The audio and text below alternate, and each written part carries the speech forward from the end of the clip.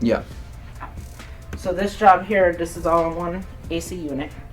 I would like Who to is know it? if it's for Eugene Tolkachev, Okay. GC, that has to do a revision because this is the correct unit that he's getting installed instead of two separate ones. With that being an all-in-one, the handler and the compressor, is that going to need two circuits, individual No. circuits, or one? Just one. One, okay. And was there anything else, or? Specs. Is this being used, considered as a spec sheet because all of this provides the information on each unit? This is from the manufacturer. Yes.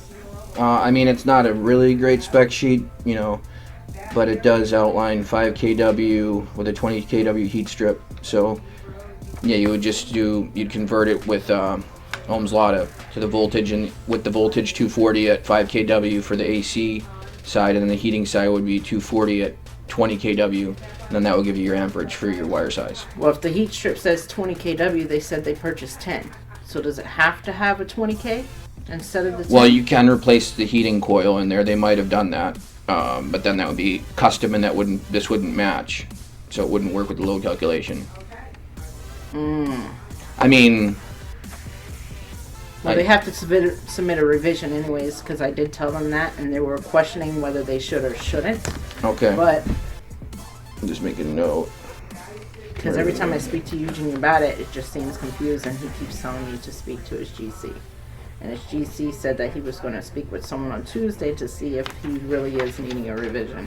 All right, yeah. So I would just confirm that if it is a 10 kW heat strip or a 20 kW heat strip, and then we can do the load calc with that.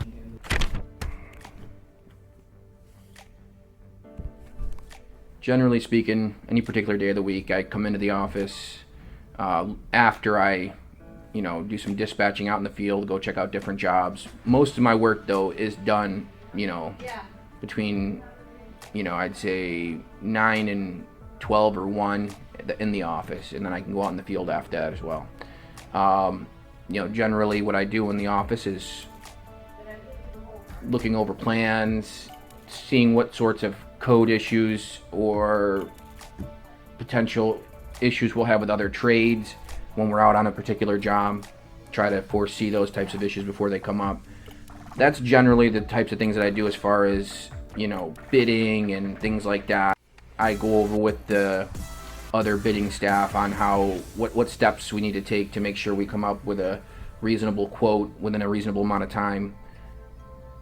And then, other than that, I just field different issues that come into the office, whether it's timing issues with different projects, or cost issues, or material acquisitions. We've had quite a bit of an issue lately with getting different aspects of projects like panels, meter cans.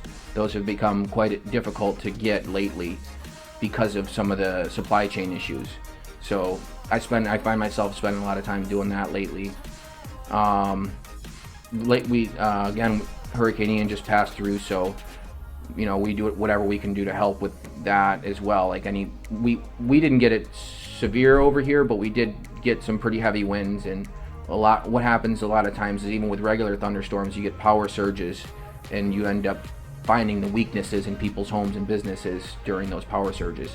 You'll end up with a component, like an AC unit or water heater or something like that, or a panel that will have a short in it, and when a power surge comes through, that becomes readily apparent. So that's the types of things that I do from day to day, and but it's always changing. It's always different. There's consistent variation in the challenges that we have day to day. So that's what keeps me on my toes, and I appreciate that for